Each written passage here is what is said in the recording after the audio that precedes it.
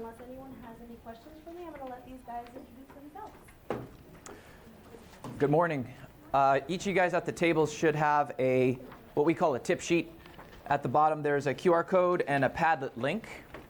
And for the virtual viewers, the Padlet link is at the bottom of the title slide. If you want to just take a second and pull up that Padlet for the virtual viewers, then this tip sheet is actually on that, and you can view it as well as we go along.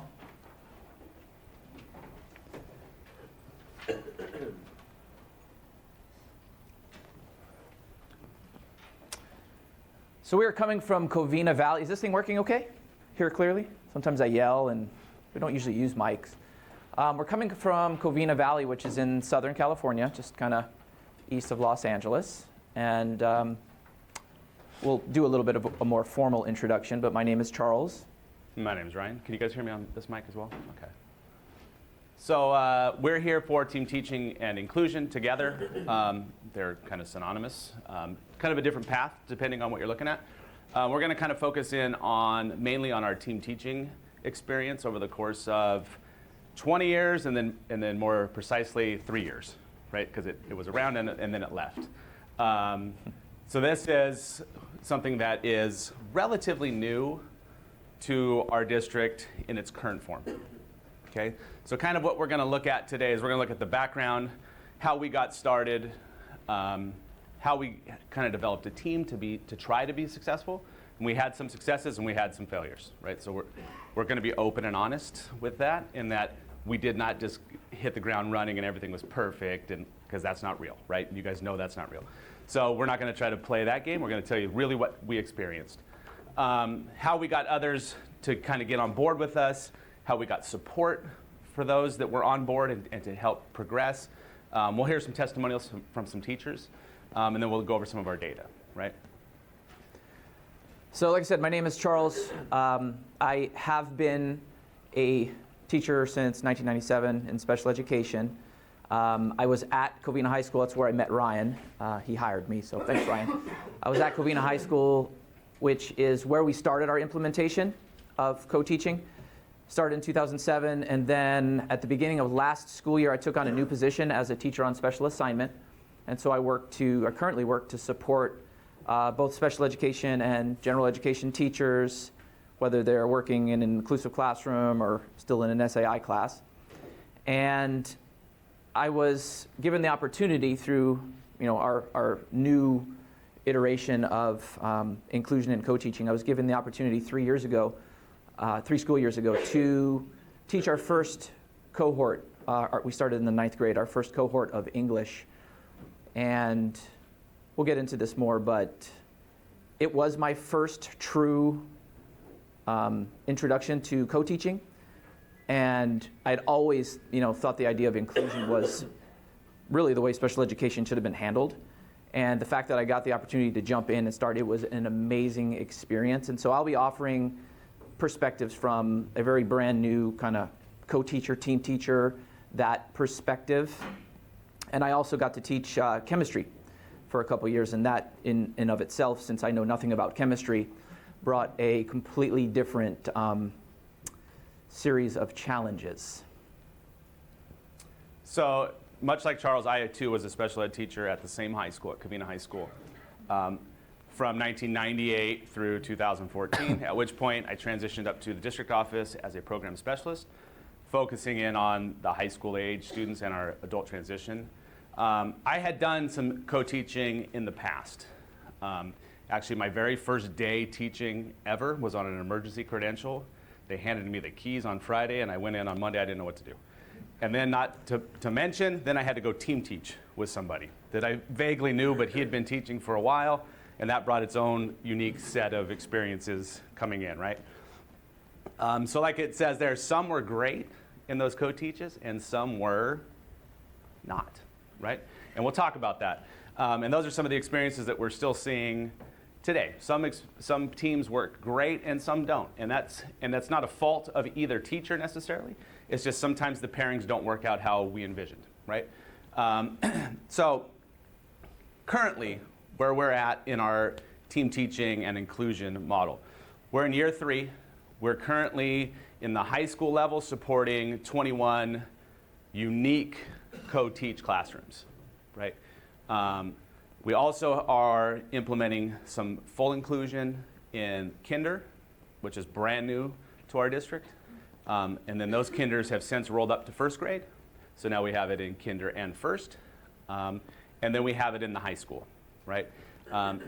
Seems a little backwards, kind of possibly, that we started in high school, but I came from the high school and he came from the high school. And when we got some money, and I said, well, I know where I can go to make this happen, right? So it was easier to get it rolling with support at the high school level. That's why we started there, okay? Some things that are new since we've started this process is that we've now incorporated a TOSA, Charles, right? So good and bad, right? He's our best special ed teacher in the district by far, right? So of course we took him out of the classroom because that's what you're supposed to do, right? And then we also created an itinerant position. Because we pushed our kinders into the mainstream, we wanted to have that support, so we hired a itinerant teacher to do that support, right? And then we've since implemented a task force, a special education task force district-wide, right? So we're trying to build that capacity to a much greater volume than we were currently. Like we started very small, very precise, and then we've tried to grow that across the district, right? And like I said, we've had successes and we've had some, I don't want to say failures, but not passing grades, right? Let's go with that. So in the beginning, it came, so like I said, I'll backtrack a bit. I started teaching my first 5 years, I had a co-teach. I had two. I had a world history co-teach and I had a government co-teach. Government, I didn't think I knew anything, and world history, I thought I knew less, right? I knew, oh yeah, World War II, I know that, I've heard of that. But coming into the classroom to teach, I'll be completely honest, the first couple years, I was an overpaid aide, right? Which is one of the fears of team teaching. You hear that quite a bit, like, I don't want an overpaid aide in the room. Well, I was, right? And at the time, I wasn't very well overpaid. I think aides today make more than I did when I started teaching. But it brought its own set of barriers when I started. One, I didn't know I was team teaching. I just walked in, literally got my schedule, and it said, oh, this period you go to this room.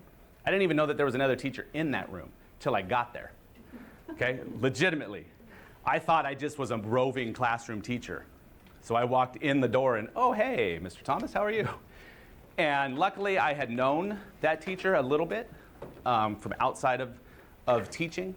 So that made it a little bit more comfortable. But going into his classroom that was heavily decorated by him, that it was his place, like it was going into his house, felt a little odd for me, right? Especially I'm brand new and the kids don't know who I am at all. They know who he is because he's the head football coach and he's a big presence on campus. So that makes it a little difficult. And then he'd been teaching for a while. He had his systems in place. He knew how to run his classroom. I didn't want to step on anybody's toes. So I kind of sat back for 2 years at least. And then finally I said, I can't handle it. I'm losing my mind. I can't sit here for an hour a day and not contribute. And it wasn't that I just sat down. I was out helping the students, but I didn't feel like I was really taking part of the class. So I went in and said, can I just teach the 50s? I love rock and roll. So I said, can I do like the Cold War and the music side of it? And so he's like, go for it. So I finally got to teach my first lesson to that group. And from that, then things started rolling. And by years 4 and 5, it was like a sitcom, right? Like I knew exactly what he was going to say next, and I'd elbow the kid like, get ready, here's a good joke, right? We knew exactly what was happening. It would literally be a comma, and I would start talking, and I would finish, and he would pick up the next sentence. It became a phenomenal thing. And then after year 5, we heard, hey, that's over. No explanation, no reasoning, just you're not team teaching anymore. So it died. And it essentially died kind of slowly across the district. There was a couple classes that hung on throughout that next 10-year time. But it wasn't what we wanted, and it's not what it looks like today. So then fast forward, I'm in my current position, and I get the email that says, hey, you've been chosen to apply for the SIP grant, right? So I said, what the heck, let's try it. Applied, got it, got some money, and said, all right, let's do this. So then we took it, and we went to Covina High, and I knew because of Charles, I knew for a fact that I could get him to do it. I knew he'd want to co-teach.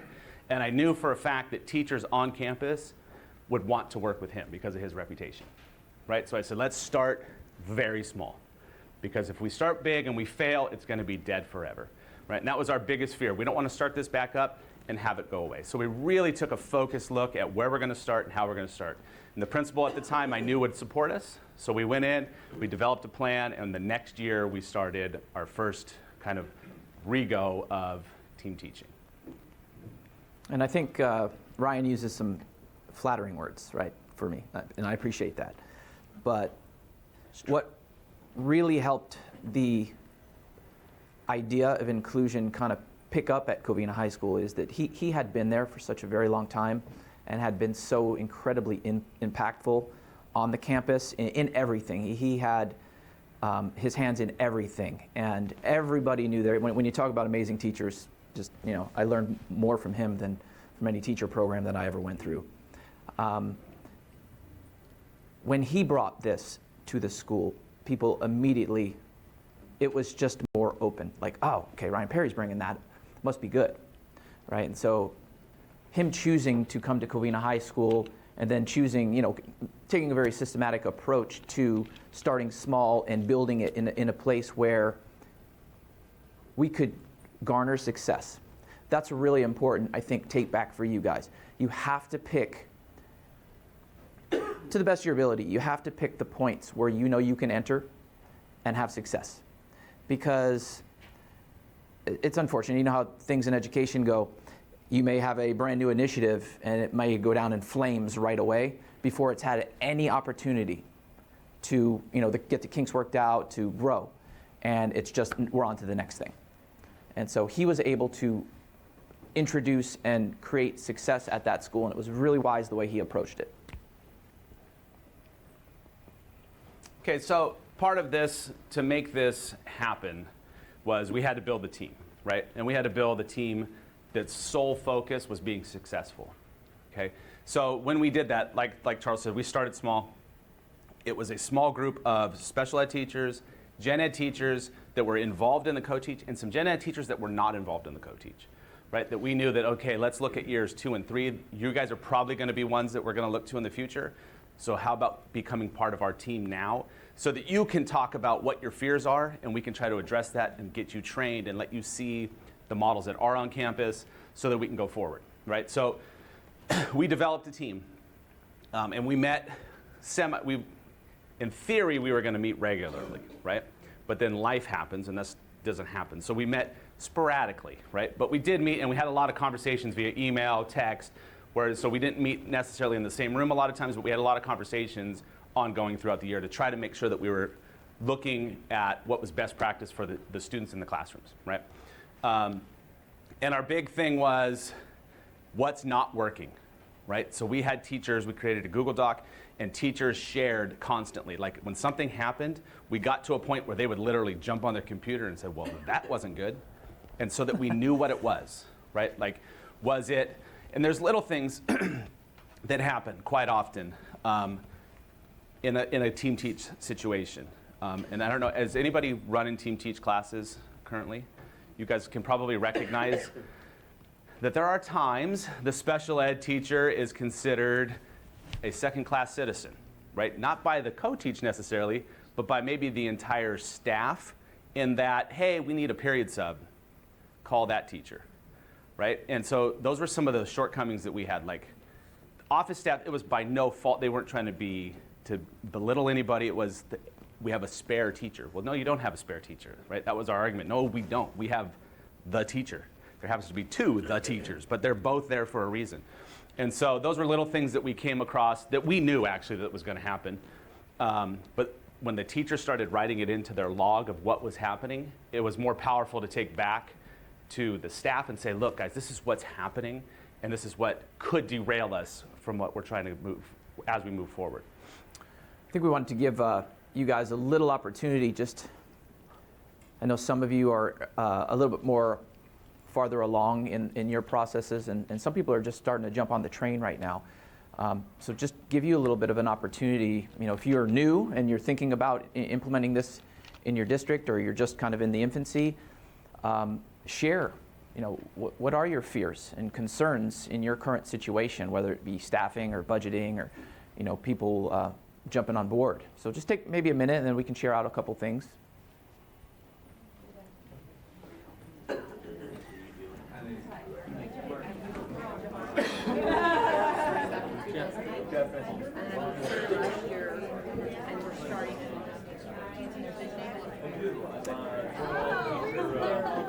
When you're describing the sign, the teacher, the football coach. Yeah, that's kind of me.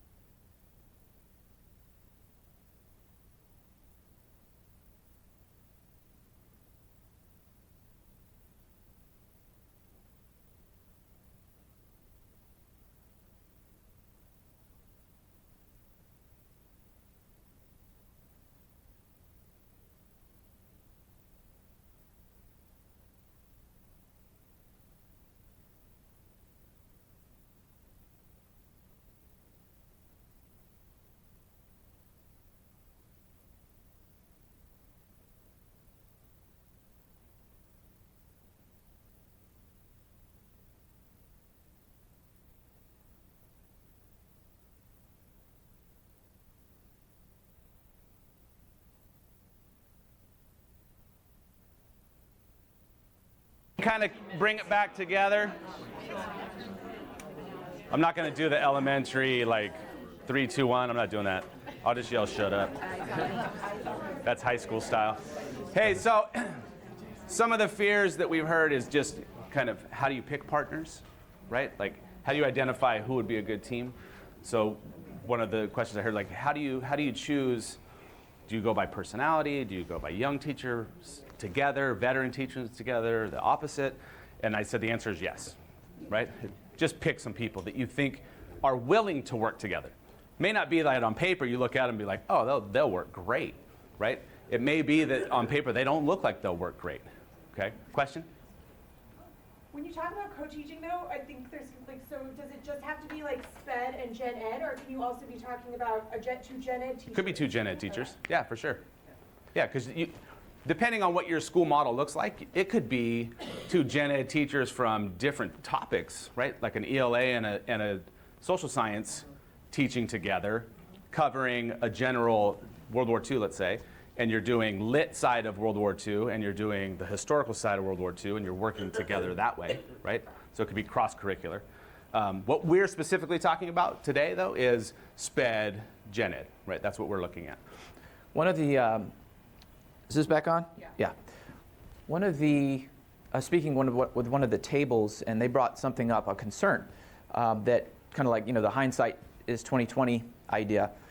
They had implemented a co-teach model at a preschool, and the special ed teachers went from having their own kind of special day classroom where they owned, that was their space, to the following year, all of the special education teachers sharing one room, one resource room that was used for both, pullback and intervention.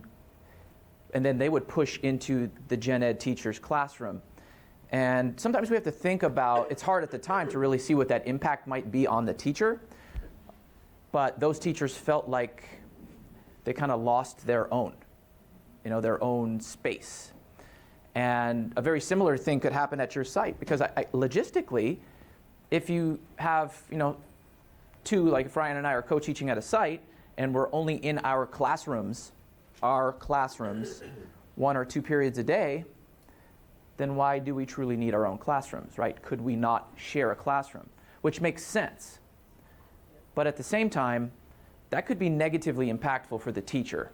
Like, it could feel like, almost like I'm being punished for co-teaching by having my space removed. So it's just another thing to think about. Thank you for sharing that with me. Yeah, and that actually is one of the things that happened in our district, right? Exact scenario, hey, you're only in your room 2 periods a day, you're only in your room 2 periods a day, why don't we put you guys together, right? You guys can share this classroom. And on paper, that sounds like a spectacular idea. However, when you have prep period, 3rd period, and the person you're sharing your room with has class 3rd period in that room, now we're ready to go, right? So we came across, so we're back. That was last school year that was taking place at one of the sites, and this year everybody's back in their own rooms, right? We just figured out ways to make space. Because it kind of took away their personality, their individuality. They just kind of felt like they just had a room, 4 walls, and they shared it. So we saw that both teachers weren't really putting things up as much. It was kind of just an empty space that they occupied for an hour or 2 hours a day, which is not what we wanted, right? So in order to get people involved, right? And this was kind of the big push. We got the grant money. We got awarded the grant. We knew that we had an opportunity to move forward with co-teaching. But we knew we had to get people involved, right? We couldn't just say, hey, we're going to co-teach and do what happened to me and throw people in a classroom together and say, there we go, we did it. So we really wanted to make sure that we had a team that wanted to work and move forward, right? So the biggest thing that we had is we said, you can 100% say no. If you in any way do not want to do this, please tell us right now, and there's no repercussions, we're not going to look bad at you, it's just say no, right? And so we had a couple people that legitimately said, like, I get it, and this seems like it would be really cool, but I don't know that I'm comfortable doing this. And we said, absolutely no problem, we'll see you later, come back to us next year if you feel like you want to be back. And we've had that happen, actually. We've had a couple people come back and say, okay, I've seen what's happened in these other classrooms. I want to do that too, right? Majority of it was gen ed teachers not quite feeling comfortable, right? Big reason why, because we'd ask them, so what is your fear? One of the big reasons was that overpaid aid scenario. They said, look, I don't want another adult in my room that's just going to sit there and do nothing, right? And we tried to encourage them, like, well, that's not our goal either, right? We don't want to just throw a body in the room. But we said, we understand, we get it. Give us a chance to show you that that's not what's going to happen, right? So we had a lot of people coming in and visiting the classrooms, those initial early classrooms, and seeing what it should look like. And people recognizing the fact that, hey, this is not what I've seen in the past. This is actually two teachers being involved. Right? And it doesn't mean, when I say, and we'll talk about the different styles, and if you guys went to stuff yesterday, you saw different styles of team teaching. We're just going to briefly talk about that. But that's not to say that there's one person teaching and one person always assisting, or one person teaching and one person working with a small group, or a true co-teach where both people are presenting all the time. We just said, just come in and see that both adults are trying to do the best for kids in the class. That was our number one focus, right? And so once people saw that that was the case, we got more people involved. The other big thing is training, right? So training is a tough one because, I don't know about you guys, but as a teacher, you can show me all the theory in the world, and that's cool, but show me how to do it, right? If you show me how to do it, I can go, I got that. I can take that to my room tomorrow, right? So we've really had a hard time trying to find that kind of training. And so we searched high and low. Some great. I took a group of 20 teachers to a training, and we left because it was not anywhere near what it was billed as. And that was not great, right? So to help save that, we actually got Kristen Brooks, who's part of the SIP program, came down and presented to us and brought examples, right? This is what co-teaching looks like, right? And we're not going to necessarily show you that today because that's not what we're talking about, the process of getting to co-teaching. Yesterday's, the 11 strategies was more of that. Dr. Richard Villa, not Villa, he'll correct you. He's Italian. He's Italian. I don't know if you guys have ever heard him speak, but he is phenomenal. Write that name down 100%. And he will change any naysayer's minds. Yeah. Like all you have to do is sit and listen to him for just a few minutes and you're like, okay, never mind. He came out and we had very unique also kind of through this process, one of the byproducts that we got is we got some people that were looking for more special ed specific trainings, right? And just kind of opportunities to learn more from the gen ed, not from the special ed. So we had the day before school kicked off last school year, we had a special ed symposium at one of our high schools, and we invited anybody in our district. We had a really good turnout. We were shocked. We ran out of copies to let you know how shocked we were, right? We made X amount of copies, like, no way this many people will show up, and we ran out of copies. We ran out of food, everything. And lunches, yes. Which was great. Like, so we had to sacrifice our lunches so that other people could eat. But that's a good thing because more people showed up than we ever anticipated. And Dr. Villa, I'm gonna mess him up, showed up and he spoke. He was our keynote speaker, and people completely changed their perspective on team teaching and co-teaching and inclusion in general. He's not specifically co-teaching. And it made a big difference, right? We had people flat out say like, oh, well, I did this last year and I can't believe I did that and I'm ashamed, essentially. We also said, like, hey, maybe we can get you less adjunct duty if you commit to doing this because you guys are gonna have to train with one another, right? Wasn't necessarily the truth, right? We thought we could do that, but it didn't work out that way. So it says less adjunct duty, and that was a nice thought, but it didn't work out. Training opportunities, yes. We got people as much training as we could. We pulled them out. We offered days where they could get release time, that the two team teachers could sit down and plan together all day long, right? They'd get a sub that day, and they could work all day. And that was a big thing, right? Once we started throwing those days out there, and people took those days and sat down at their school, we had one team sit down and in one day mapped. They didn't lesson plan, but they mapped the entire semester in biology and decided who's going to teach what lesson and when we should hit these points. And they had that kind of loose framework done. And the rest of the year, their team teach was spectacular. Like it really became very quickly a team teach where both teachers were presenting almost daily, right? So that was a really big deal. So how many administrators do we have in the room? All right, so that master scheduling piece, and I think we have a testimonial from a principal that you'll see later. That took a little while to figure out. Like, how are we going to create our schedule so that it supports inclusion and it supports team teaching? How are we going to work this out with the sheer number of sections we have? How does this work? You know, so from my perspective, from the special education teacher perspective, challenges, and this is also from the gen ed perspective. I get emails still from people that share these concerns. So we haven't worked through these yet. We've improved, but it's a work in progress, and it will be for many years.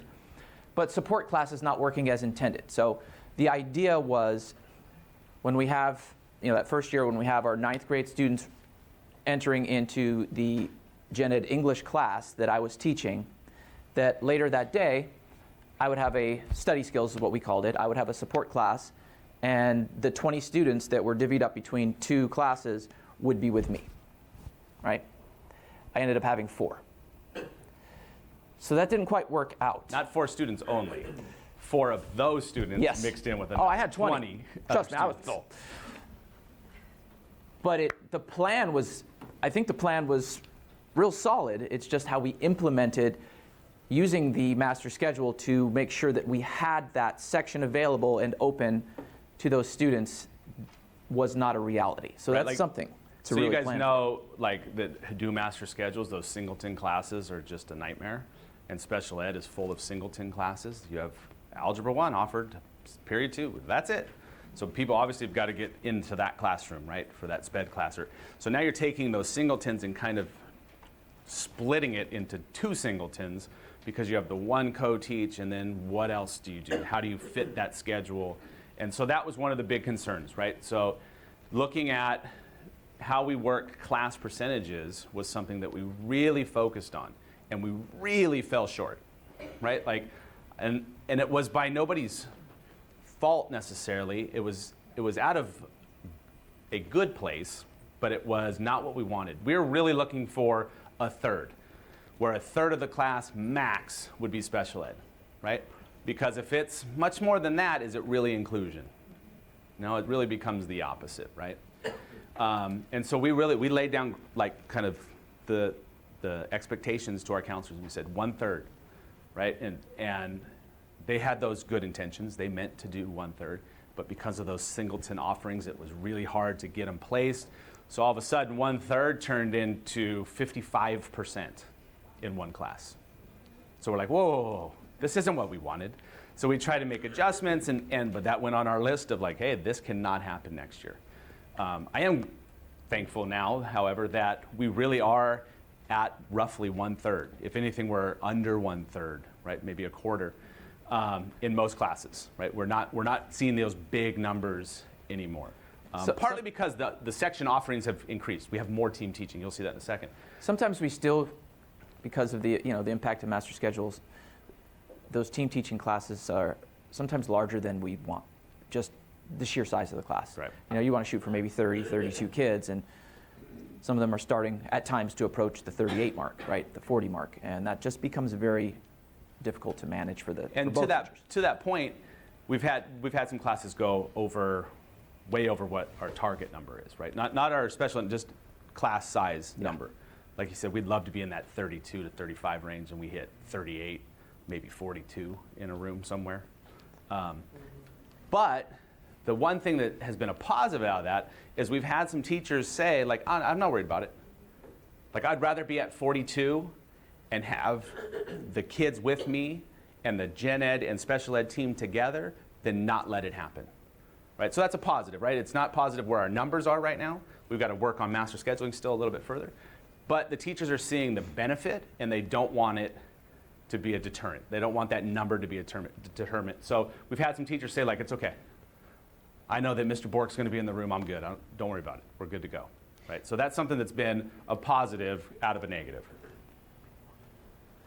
And so one thing I experienced my first year, and I know still happens, and it's nobody's fault, but students, the last two bullet points are kind of connected in the sense that when students roll up from 8th grade and they're going to move into the high school, we try to gather as much data from the 8th grade group, the 8th grade team, the school psych, and all the special education teachers to determine if the student is going to be successful in that gen ed co-teach. Because we do still offer what we call essentials level SAI classes for students that just may need that extra support, right? And there's some fluidity to that.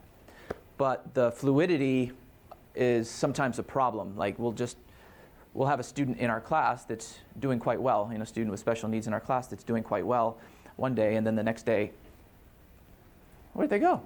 They had their schedule changed, and we just had some communication barriers that we had to kind of clear up. Like, we should be consulted, we should discuss, we should make sure that we're making the most informed decisions that we can. So that movement without communication, really, you have to make sure that you have those open channels of communication in every aspect. The office, and that also came back, and we'll talk about this in a second, with the whole substituting. Make it very clear that, hey, these classes may show like they have two teachers, but that's sacred.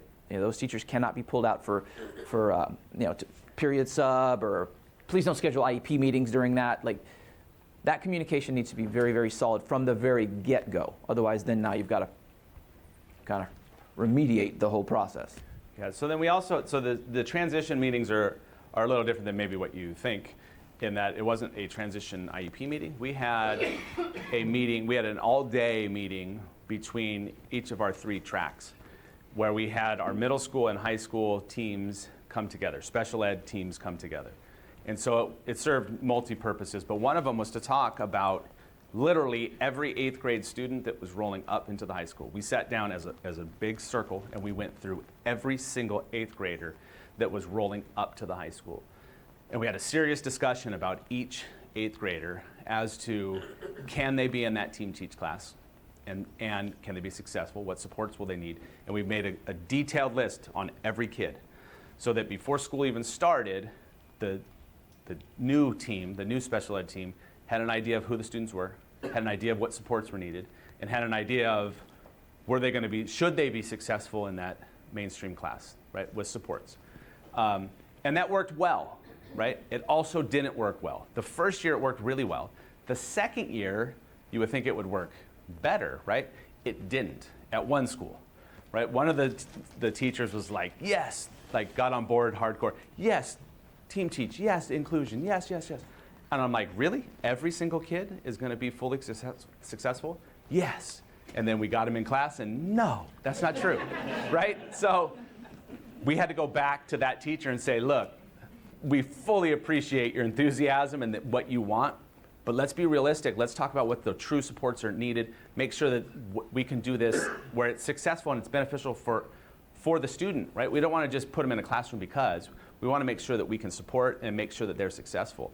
So, and at another school, 100% of the students that we identified should be in this team teach or inclusion classroom. 100% of them passed all of their classes in 9th grade and were completely successful, right? So it's just a difference of making sure that the 8th grade teacher fully understands what the 9th grade teacher is going to expect. And that's been a problem for years, right? And so now, but at least now we're talking to one another and we're moving forward. So that was a big kind of aha moment, and then it turned it into a success. And that calibration, team teaching aside, inclusion aside, that calibration is important for any jump, right? Preschool to K, 5 to 6, or however your system's set up, 8 to 9. I don't think we do enough of that in education, really preparing the 8th grade or the 5th grade group for what the students are going to be encountering the next year, and then vice versa, what you can expect. And so that has improved for us. So some of the, I guess, more specific technologically kind of impactful issues and growing pains, depending on the system that you use for grading and reporting of progress. The first year we started this program 3 years ago, they had to be really creative in how my partner and I had access to one common grade book because I had mine and he had his, and there was no way to link them in our system. So they had to create a separate login that was specific to the class that we team taught. And it felt a little forced. It wasn't seamless. And that was fixed the year after, I believe, when we kind of moved to a new system or the system was updated. That was fixed. And I actually just found out recently that it was unfixed. So, And then refixed. Yeah. It's back to being fixed. so this year there's a challenge in that they share the same grade book, but when it comes to grade reporting, only the gen ed teacher can enter grades for report cards. Right? So the special education teacher has to go, not that it's a huge thing, but at the same time it's a thing, right? So I have to use their login in order if I'm going to be the one who enters grades, or I just don't have that responsibility. And so those are things, again, little kind of technological hiccups that you might encounter to think through. Yeah, those are one of those things. So back in '98, when I team taught, it was not even anywhere near possible because we were grading in a green grade book, Piece right? of paper. Or I bought my own micrograde, paid my own money to have an online grade, or not online, but just digitalized grading. But we had two separate roll sheets even originally, right? I took roll, and then he took roll. So it's very obvious now that you're in this class and you're in this class. Obviously not what we wanted, right? Luckily, the kids in the class never paid attention. They just truly, whatever, here, they didn't know anything. But I shouldn't say they didn't know anything. They knew more than, but they didn't pay attention. They didn't bother themselves with that. But that was something that was one of our fears when we were coming back. Like, so we said, like, we've got to get these grade books together. First year, it was that can't happen. Aries will not do that. I'm like, come on. The biggest company in the dang world as far as education goes. They can't link a grade book. And it was more of our support side not knowing how to do that, right? And so then they went out, researched it, found out how, fixed the problem. And then the reason it got unfixed this year was just an oversight. It wasn't like malicious. Nobody was trying to undo what we had done. It was just an oversight in how teachers were scheduled in two Aries. But it makes a big difference, right? And then another area is common planning. So our high schools are all on a 7-period day. And that's new this year. Last year was the first year that all were on a 7-period day. So teachers have a common planning period and a prep period. Still teach 5 classes. So in theory, that sounds awesome. Like, oh, this is going to work perfect. Didn't work that way, right? Because our SPED teachers didn't necessarily line up. They may have their support class during that prep period, like scheduling wise. So that was another scheduling issue to make sure that we had prep time. Or we have some SPED teachers that teach 2 or more subjects. So now which one is their common prep time? So it was just identifying those pieces. Because common planning is huge, right? Alone planning is huge. Now I've got 2 people in the room, we definitely have to plan. And it's hard to figure that out. Like, how do you plan with another human? You know what you want to do, and they wouldn't know what they want to do, and you have to marry that, what you want to do. And that takes time. That's one of those things that if you don't let that marinate, you don't give them the time to practice, it may take years. But once it's figured out, 2 are greater than 1. Yeah, a prime example of that not working is we had a teacher at one of the high schools, an ELA teacher and a SPED teacher who really focused on, he taught all the ELA classes on the SPED side. Seemed like it would be a nice fit, right? Both had been on campus for a while. Both were well known on campus. The students knew who both teachers were. Seemed like it'd be a good fit. The gen ed teacher legitimately said, no, you're not teaching in here. This is my subject, this is my class, I'm teaching it. And she admitted, I'm not sure that he knows how to teach this material, right? So maybe not the most PC way of saying it, but honest, right? That's fine, okay, let's see how we can move forward. But that same teacher is the one that at our special ed symposium raised her hand in front of everybody and said, I need to formally apologize to my team teacher from last year because I didn't give him a chance. And I realize now that I did a real disservice to him and all the students in our class because she saw it work on screen and heard the testimonials from other people and legitimately said in front of 200 people, I apologize. The teacher wasn't there, unfortunately, but I ran and told them, hey, she said something. Text them real quick. But it made a big difference, and it made a big difference to the gen ed teachers that were in the audience. Also, hearing somebody kind of admit, like, I didn't feel comfortable letting this person teach in my room, and now I recognize that it was a mistake, right? And so I think that's more than anything out of our experience and us speaking to you guys today, is that we're trying to give you kind of a leg up if you haven't started into this is gonna happen. I guarantee you everything that we've experienced, you will experience in some fashion, and there'll be more, right? There'll be a ton of other things that come up because everybody's unique. And so that last little bullet point on barriers, kind of going back to UDL and Universal Design for Learning, which is another thing we'll talk about here in a second. But that's, in planning, if you guys can brainstorm the barriers that you're going to encounter as thoroughly as possible and find ways to circumvent or remove those barriers before you encounter them, that's going to be a huge leg up for you, right? It's going to create a much smoother process rather than constantly bumping into things and fixing them. So I guess that's part of what we're doing today, is trying to share our barriers so that you can put those on your list and then cross them out and, like, here's how we're going to deal with it. So these are some of the other challenges that we've experienced. We've kind of touched on this a bit. But one of the big things is in that planning, like, how do we work together, right? You and I are going to be in the same room together. How are we going to teach together? Do you feel comfortable teaching this content? Because that may not be the case, right? Charles did not feel comfortable in the geometry class. Chemistry. In the chemistry class, right. Still don't. But each teacher brings a unique set of skills, right?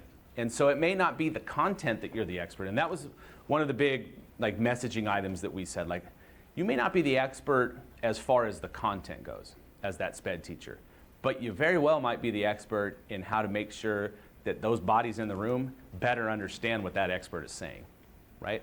And we really saw that in math. I don't know if you guys have math teachers in your school that are very, like, analytical, right? It's kind of the math way. And our SPED teachers coming in could kind of generalize it a little bit more. And we saw a lot of success in math for all students when that SPED teacher came in the room and kind of re-delivered, right, in a different way. But that's something that has to be on the forefront. Like, how are we going to do this together? What is it going to look like? And what's our progression going to look like? It may be at the beginning, hey, let me kind of get my feet wet and figure out how I fit in this classroom as a SPED teacher, right? The other big thing is making sure that the gen ed teacher knows that I'm not there just to support those 8 kids that are spread out throughout the room, right? Like, I'm not only going to go to them and say, hey, do you need help? When the person next to them is a gen ed student and they need help, and no, you got to talk to him, man. I can't help you, right? Knowing that makes a big difference, right? That starts the process much faster in it becoming a true team in the room, right? The students recognize it much sooner. And teaching in another teacher's classroom, and like they were sharing with me, it can be extremely uncomfortable, and everybody knows that this isn't your classroom. Like, they know where your classroom is, and why are you in this classroom? And so really one of the things that you can do to help prevent that feeling is kind of guide your teacher teams in creating a united front. That makes a big difference, right? It's like, wait a minute. Awesome. Create that united front.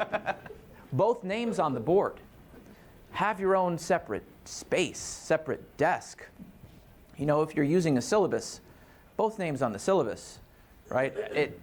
It takes a little, that's not something that the gen ed teacher is going to really think about, but it creates a united front. And one of the things we always notice, both good and bad, is that when, you know, we're team teaching, if I'm constantly referring to myself, and I want you to do this, and I would like you to do that, rather than we, it's just a small little change in pronoun use, but it's a very powerful change. Now it's more of a united front. And so just something, again, to think about preparing your teacher teams for. Yeah, so like to that point, when I started my first year of team teaching, I went into Mr. Thomas's room and I said it was heavily decorated. He had thousands of pictures of students up. He's one of the most respected and well-liked teachers on campus, right? And the head football coach. And he was in all the rallies, like all that stuff. He was the dude on campus. And his room was fully decorated with him. They had signs up, Mr. Thomas, we love you, all this stuff. And then here came me. Like, hey. Hey, what's up? Right? How am I going to take any kind of ownership in that room? And to be honest, I never did, right? It only got better over the course of time, and the students got to know that we were a team for that period, or those 2 periods. But going in his classroom that day one was incredibly intimidating. Not just because the content, and I didn't know I was co-teaching, and I had barely known this guy, but then I walk into his space, and it's absolutely his space. I didn't have anywhere to sit down. Like when I wanted to work with the kid one-on-one, I didn't even have a spot to sit. I sat in a chair like this, off to the side, right? And so that instantly put me kind of further removed, right? It made me not want to maybe engage as quickly. So that may have taken the 2 years. That may have what contributed to that 2-year lag of really getting me involved. And the worst thing is when you're sitting right next to a student and then they ask the other teacher for help. Yeah. It's like, I'm right here. Yeah. Yeah.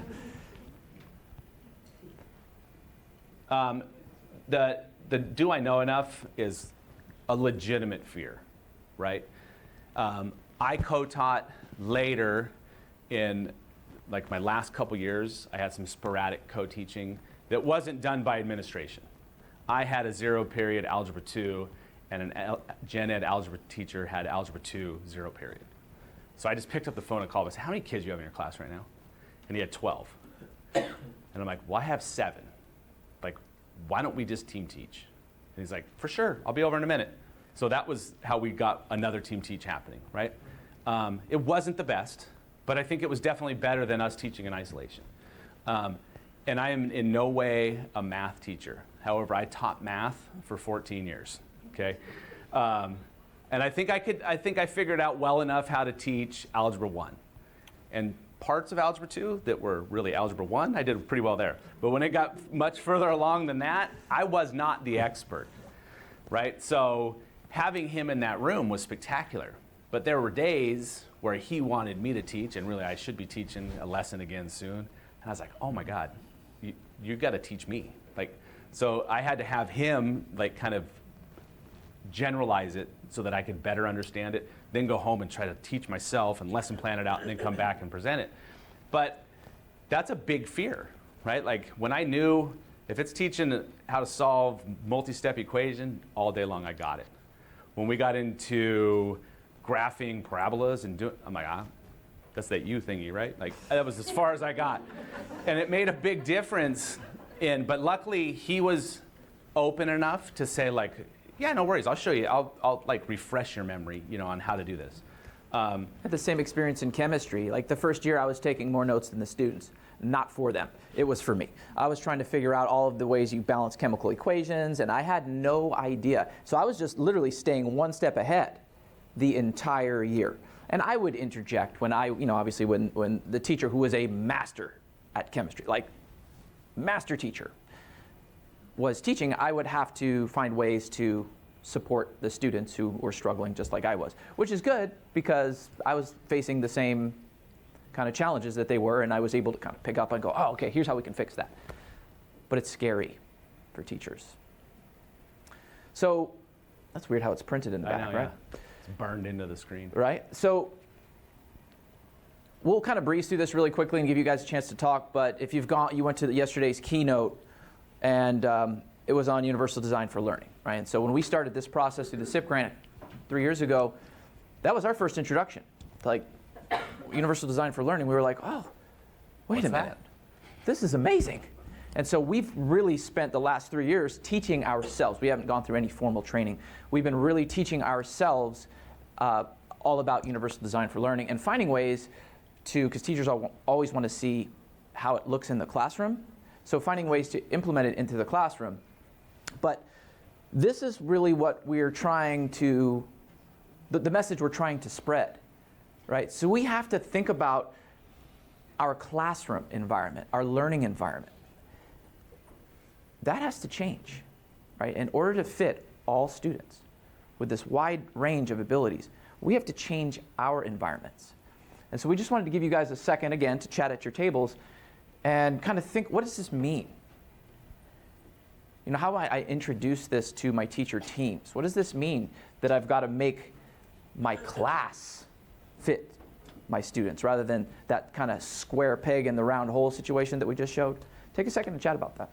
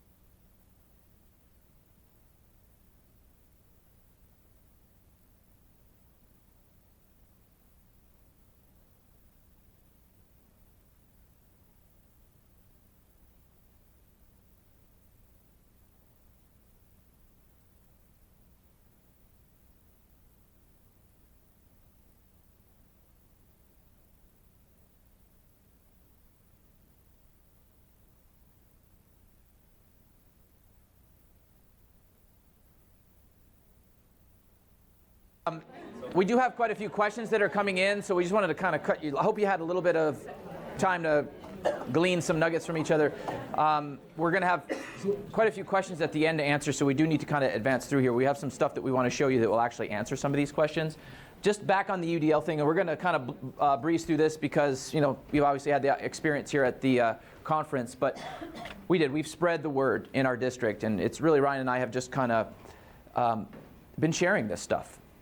And we have done some trainings. We did some over the summer. We did a UDL training at a district articulation.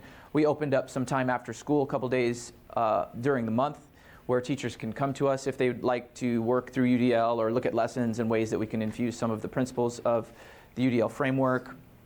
And again, recruiting the big guns. We actually brought Kristen Brooks from Supporting Inclusive Practices down to Covina to give, she was part of our presentation over the summer. And if you don't know Zach Smith from Sanger, we'll give him a shout out. He has helped us tremendously. He's instituted Universal Design for Learning at Sanger Unified, and he's a CAST trainer, and he's a wealth of knowledge. You should email him, Zach Smith, I don't know his email. And so these were the kind of, we know the framework, right? But unless you dig deeper into UDL, you really don't get this bit. So we look at applying the UDL principles in these 4 areas. And this is really powerful for teachers because this is what we do when we lesson plan, right? So what is our goal and how are we going to assess whether the students learned it or not? And then how are we going to do it, our methods, and what materials are we going to use? And that's where teachers can start to take the framework of universal design and start to infuse that variability, and that really helps all of the students. You know, we have students on both ends in those classrooms, and it helps the teachers to really meet all of those students. It sounds easier than it is, trust me. It is still a mystery. And I'd venture to guess that almost every single person in here now has heard of UDL, and they understand the theory, but what does it look like? And so that is a process that you will go through, that we are going through. And it's a fun process. I'll sit with teachers and we'll try it. That's the best thing you can do. Just try it. And, you know, it's trial and error. This is, I know you can't see it very well, but if you go on the Padlet, you'll be able to see this better. This literally happened last week. I walked into a classroom knowing that they were going to meet, but I didn't know quite sure what they were meeting about. It was our special ed department chair at Covina High School and our math department chair at Covina High School set up time to meet together to look at a 12th grade common assessment for it's called finite math, or 12th grade math. Looking at ways that they could take that test and apply some UDL principles, some very rudimentary UDL principles that would allow students to be more successful in the test. And not just the special ed students, right? All students. So you can kind of see some of the things they did, like that word problem at the bottom.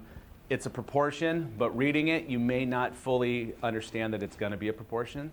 So they just put the kind of proportion setup down below to kind of as a spark to remember, hey, this is probably a proportion, right? Then you got to do the work on your own. It's like a sentence starter. At the top, they did basically a sentence starter, right? They kind of got the problem loosely set up, like this is what it should be like, now go ahead and finish it.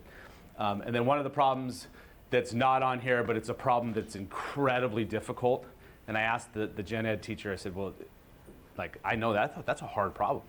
Like, do your gen ed kids do it? She's like, oh God, they're horrible on that. I said, then how could we make them not be horrible on that question? Like, can we give them a leg up?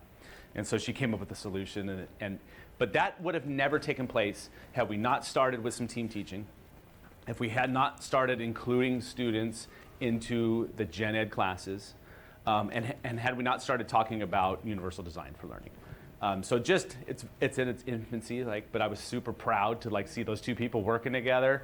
I took pictures of them, but I didn't get clearance for them to say yes, like on the picture, so I didn't want to put it up. So I just put up the work they did, which is more important than seeing what they look like anyhow. So we were going to give you guys an opportunity to talk about this, but just for the sake of time, this may be a conversation that you need to have, right? And it could be with every single stakeholder in this process. What is the difference between equity and equality? Because I do run into that question all the time, like, well, how is it okay that I'm giving this student this support and this one's not using this support? That's not equal anymore, right? Well, now we're talking about equity. Like, you're giving a student something that they need to be successful. And yesterday, I saw this a couple times, and it's funny because we have it as well. That picture, right? Sometimes that picture makes sense to people. You know, we all benefit from visual supports, but the difference between equality and equity, well, it really doesn't matter that this student is standing on a box at all. That has done nothing for that student.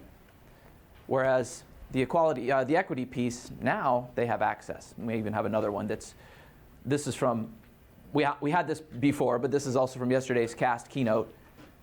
You can just jump. Yep. Yep. UDL. Just take the barrier away altogether, right? Remove the wooden fence, and now we have a fence that we can see through. We can all see now, right? So those are the conversations that you will have to have with teacher teams, and they're powerful conversations. So we did have some questions about our processes. So what do the flow of our classes look like? And so we have some slides. This is our kind of high school flow, and I'll just run through it real quick because I think it makes sense. But so those 8th grade transition meetings that Ryan was discussing earlier, we haven't formally started inclusion at the middle school yet. That's coming. So when those kids, principal over there, so she better do it because she's coming. in here right now. No, there's no barriers for Start sections. today. We'll talk about that later. It just, we just jump right in, so the students will remain in the co-taught or just the inclusive classroom that's supported through instructional aid for ELA all the way through. And then math, we've added a kind of a, not that we have to take 4 years of math, but we thought in our district that it was a good idea to have that 4th year so that when students go to whether it be a community college or a university, that their math skills are sharp. So I forget the exact name of the math. They don't go into trig, it's finite. Finite math, yeah. And then so we have the biology, and now we actually move to something called theoretical physics, I think it is. I don't know. Something along those It's lines. over there. I couldn't teach it. It's applied. Applied physics, yeah. And then our history track. And this was a specific question that we had. What does that kinder and 1st grade program look like? So we have those transition meetings again from our preschool program with our kinder teachers. Okay, and so the kinder, that's actually not true. So we have a transition meeting with our preschool teachers with some of our kinder teachers. Sometimes it's still not wholly seamless. Sometimes it's still a little bit of a surprise when the year starts and, hey, you're doing this. We're working on that, right? But the idea is that we get that intel, and this itinerant, who's done a fabulous job, she pushes in to kindergarten classes at a variety of our sites. We have 9 kindergarten classes, elementary schools, and so she pushes into each of the different sites that have students with special needs that are in the Gen Ed Kinder, and she services their IEP, she teaches with the teacher, and she actually has, I don't know, probably 6 or 7 different co-teachers in the sense that she's planning constantly. And so she's always on the run. She sent me an email the other day how last year she felt like she was like Speed Racer. She was jamming from one site to the next to try to make her day work so she could meet the needs of the student. But she's doing a fabulous job. And those students now, we started that last year, have pushed into the first grade. And they're now being supported by an SAI teacher, right? And they're almost wholly successful. There's a couple students that have had some challenges that we have had to provide some pullback, and they're now in an SAI classroom for a certain part of the day, but they're also included a greater percentage of their day than they would have been in our previous iteration of our program. A prime example here is Angelina. So in our district, just so that you guys have a better understanding, we're a small district compared to a lot of other districts. We have 12,000 students K-12, pre-K-12, right? Pre-K 22, really, right? And our mod severe students are, for most part, in other districts in our SELPA, okay? Because we share responsibilities within our SELPA, right? So kind of like I've talked to some people from up here in Northern California where it's still the county is serving, similar idea, but far more of a smaller scope, and it's school districts within our SELPA. We have 10 districts within our SELPA. So Angelina is a kinder student with Downs, and she is 100% mainstreamed in a Gen Ed Kinder class. Now, that wasn't necessarily where we thought we were going to go, right? One of the reasons why we're here is her dad taught it still continues to teach at Covina High School where we taught, right? So he would call me constantly like, what do you think? What do you think? What do you think? And I said, well, I think this, and I think this. And we went back and forth and back and forth. And so we went and visited some classrooms for the SELPA classrooms, and we looked at some of our classrooms for students with some greater needs that we do have on our district campuses. And he just flat said, you know what? I don't care. I want her in the Gen Ed. And I said, awesome, let's do it, right? So we did it. And I think that we would say that she's being quite successful. Is it 100% successful? No, right? And part of the reason why it's not fully successful is by nobody's fault. I think that the teacher, the Gen Ed teacher, feels like she's not doing enough. And she's doing a tremendous job. She's doing more than she should probably. Like she's doing a great job. But because of her unique needs, that she's not necessarily on pace with the rest of the class, right? Which is to be expected. But the teacher feels like she's not doing her job fully because of the fact that she is a little bit behind, right? Or even a great bit behind in certain areas. But socially, it's been spectacular for her, right? And that's really what parents wanted, was I want that social side. Like we understand the academic side may be a little bit challenging or quite a bit challenging as she grows up. But we want her with her friends. We want her to be around those kids that she knows. And that's been a huge success, right? So this probably would have never happened a few years. This is the first day of school, by the way, this picture. This is day 1 of school for her, kinder. This probably would not have happened 10 years ago, 5 years ago, right? Probably 3 years ago. But because of people hearing about what's happening in the district and seeing successes and understanding that there are failures and that it's a learning curve and we're going to work through it, people are more open to it. Teachers are more open to it. Parents are more open to it. And then I think us as a staff, as a special ed staff, we too are more open to it, right? Because I am guilty 100% of when I was teaching at the high school, not wanting my kids to go out, right? Saying like, no, I know for a fact I will do a better job than that teacher does. Like, I will make sure my kids learn this, and I won't leave them behind, and I won't be the person that's not giving those accommodations, right? But was that really fair to those students?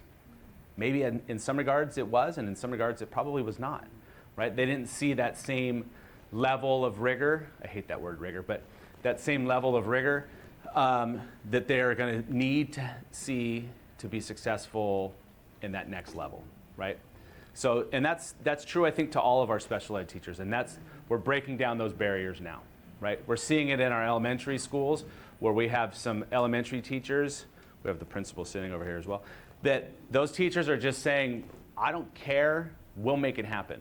They're grabbing their group of kids and they're going to a gen ed classroom and they're sitting in there and they're doing math together, right? Kind of on their own, grassroots. And it's all because of hearing the talk and seeing what's happening. So it's starting to steamroll, right? We started way out at the high school level, and then we went to the other extreme and started it with kinder, but now we're seeing those gaps close. More and more people are calling us, talking to us about wanting to start implementing more inclusion on their sites every day. And so this elementary school, which principal's in the room, I won't point her out though, you can look around.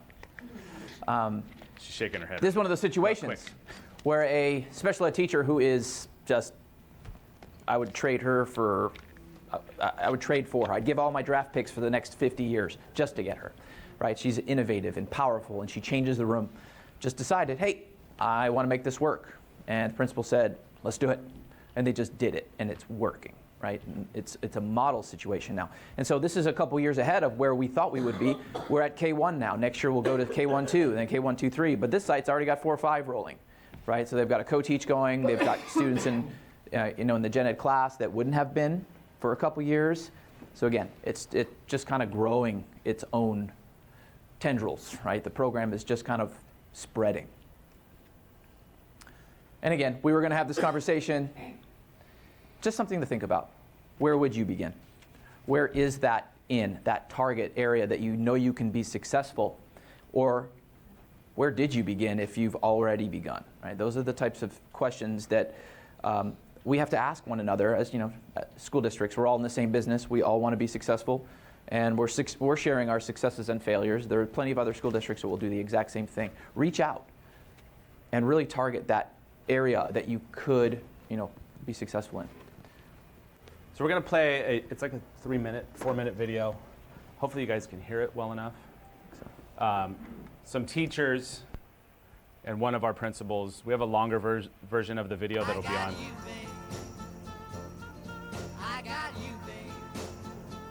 Now, do you guys control volume?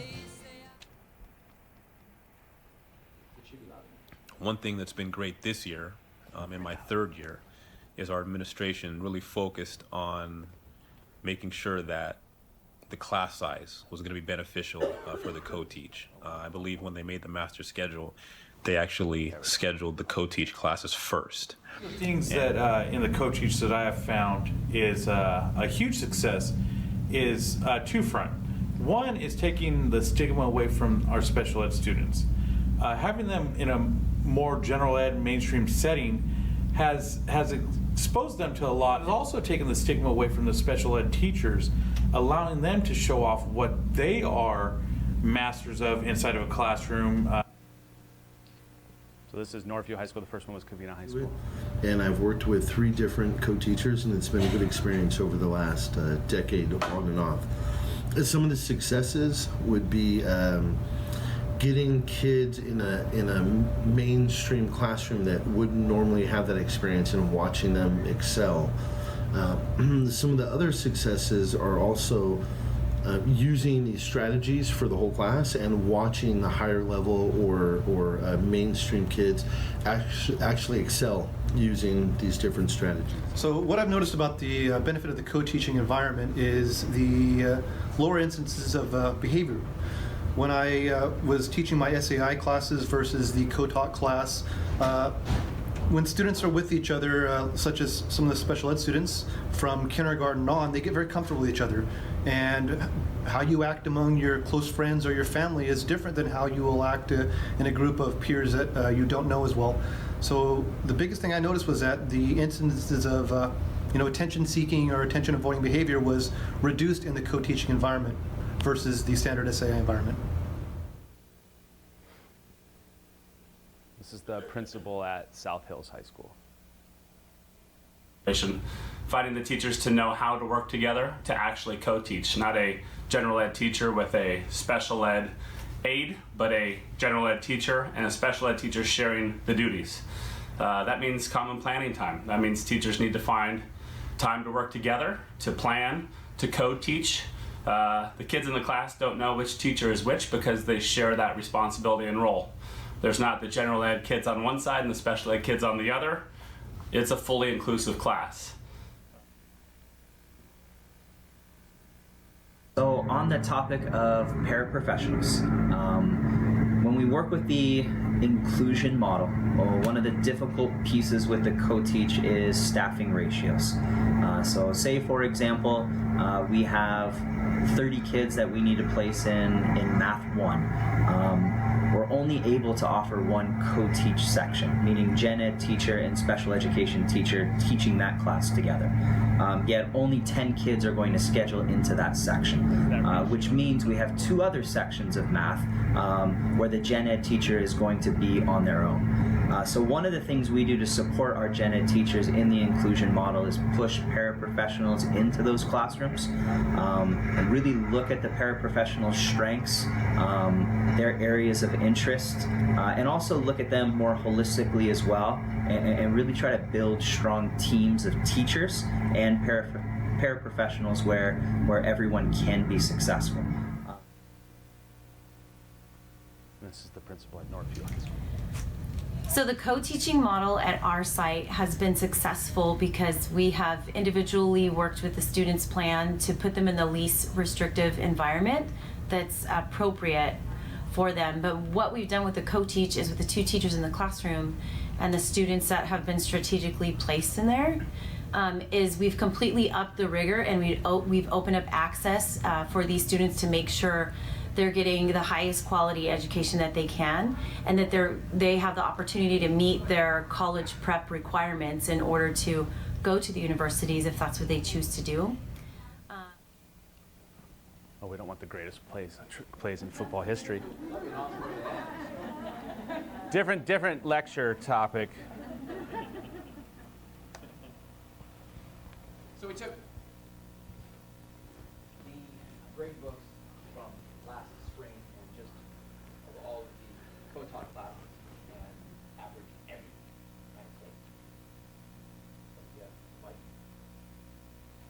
We took the co-taught, can you hear me now? The grade books from all the co-taught classes and just averaged everything and disaggregated it into 3 categories. So what was the class average for all of these classes? And then what was the average of students with IEPs and without? And keeping in mind that we did not remove any of those kind of outliers, students that never showed up and got a 0. So that definitely brings down the overall score, but we didn't want to fudge it. We wanted it to be realistic, right? And so something that you might expect to see. And so would we want these to be in the 80s and 90s? Of course, but that's not the reality, right? And so this for us is quite successful. These students, this C in this class, we heard a speaker yesterday who was reflecting on a conversation she had with a student with special needs who had shared with her later on that, hey, you know what, earning an A in your SAI class, that didn't mean much to me, but the C I got in the gen ed class, that meant a ton, right? So that was, for the student, from the student perspective, felt more successful, more powerful. And that's kind of the same situation we have here. Right, so one of those, the kind of to touch on what was mentioned in the video and then to this, earning that grade in the gen ed setting and or taking that stigma away from the special ed students. Prior to this, I noticed, and this is kind of a different conversation, but it was kind of what helped get us in the right space. Our special ed classes at the high school, classrooms at the high school, used to be in the back 40, right? We were the forgotten group of people. Excuse me. I was counting the other night, I think I had, in my 16 years there, I had 7 different classrooms, right? I was moving around quite a bit.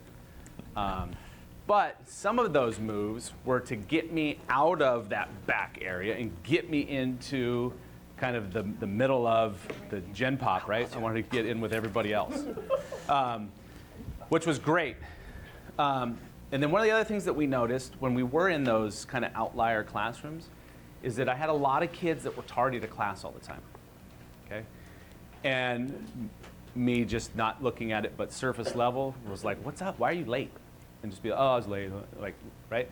But then I started to pay a little bit more attention when I was not in my class. And I saw a large number of special education students hanging out after the bell with one purpose. They were hiding, right? The reason they were hiding is they didn't want everybody to see, oh, I'm going in Mr. Perry's special ed classroom, right? So they would wait till most of the campus was gone, then they would take off to class, right? Which is just sad, right? So moving us out of the back 40 into kind of the general setting made a huge difference there. But now taking us and putting us into classrooms where everybody else is at one point in the day makes it even more impactful.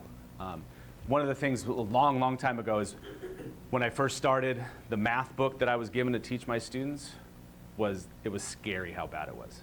It was for high school students, and it had numbers drawn in the sand on the cover. And it was a whole lot of adding and a whole lot of subtracting, page after page. And I said, no, I'm not doing this. So I left and said, let's go. We're going to the library. We're getting algebra books. I got them 2 sets. I got a classroom set, and I got them a set to take home and leave at home. I'm like, you guys don't have to take a book anywhere. And almost every kid carried that book back and forth every day. I'm like, what are you doing? I got you an extra set. It's in the classroom.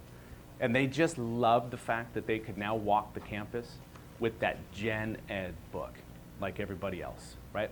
So just those little things that you don't even think about make such a huge impact. So now that's taken it a step further, right? Because we've taken those kids that have that same Gen Ed book, but in the special ed setting, and we've now moved that same book, same setting in the overall, and now we're in the same classroom, right? And it's been hugely impactful to those students. This is just showing our growth, like from 3 years ago, number of co-taught classes that we have, and you can see that we've almost basically tripled what we had. Right, and you see that Northview High School 10+2, there's kind of a unique setting. The teacher, Mr. Naney, who spoke about behaviors, has a SPED credential, was a SPED teacher for many years. He's no longer a SPED teacher, he's a Gen Ed teacher because there was an opening. He's a great teacher on both aspects. So that was +2. His class is fully Gen Ed, but because he's a credentialed special ed teacher, we kind of said, hey, let's place some kids with him because we know he'll make those accommodations. He will work with them. We know for a fact. So we have kids that are fully mainstream, but we know that they're getting some additional support from that teacher. That's why there's that +2. So this real quick was the very first year. I did some data analysis the very first year, and it was a smaller program at that time. It was just at our site, and we were really just tracking that.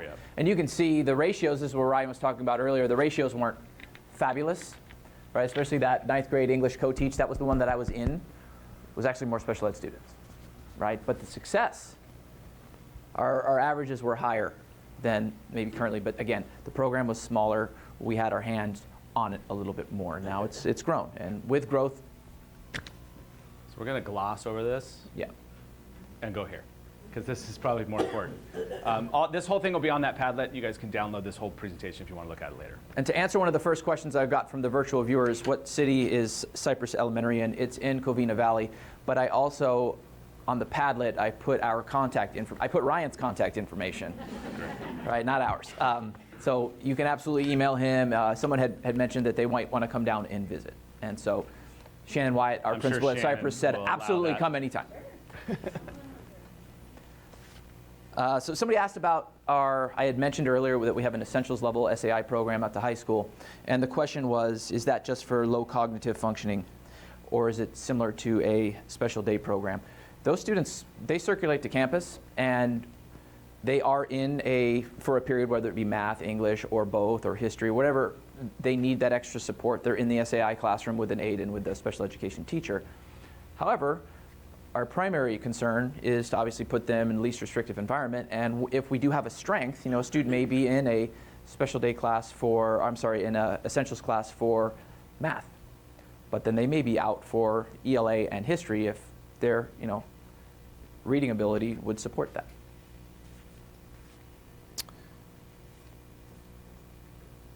And so I think we answered the question about how those kinder and first grade classes are being run. We have the itinerant that's supporting through the kinder, and then the first grade is being supported by the SAI teacher, who is also going to have their own classroom where they're going to be working with their second and third grade students. So that, I think, handles all of the virtual questions. Do we have any questions from within this room? Yes, ma'am. Specialized academic instruction. Yes, sir. From yesterday's session, the examples are female co-teaching, male co-teaching. You guys have seen examples where it's Yeah, we have male-female pairings. Yep, my chemistry partner was female. Yeah, we currently have multiple actually. The English one that I referenced that wasn't great was a male-female. We have a really good team working right now at one of the high schools in U.S. history. That's what he has. Yeah, we went through them. Yeah. Yes, ma'am. What does a typical day look like for your SPED teacher as far as co-teaching, support class, and So they, at the high school level, they have between 20 and 26 as far as on their caseload, case management. But their days vary. Again, we have a 7-period schedule, so they'll have a common planning period, which will align to one of the subjects that they teach. Like Ryan mentioned, sometimes they teach multiple subjects, so they might miss out on the common planning for history if they teach history and English. And depending on how many classes they co-teach, they may have several SAI classes in their content, those essentials level classes, and then they may have several co-teaching sections that they're out. And I don't think all of our high schools, all of our teachers have a study skills class where they get to pull back some of their students with special needs, where they can service their IEPs, work on transition stuff, but most do. Does that answer your question? I guess. so how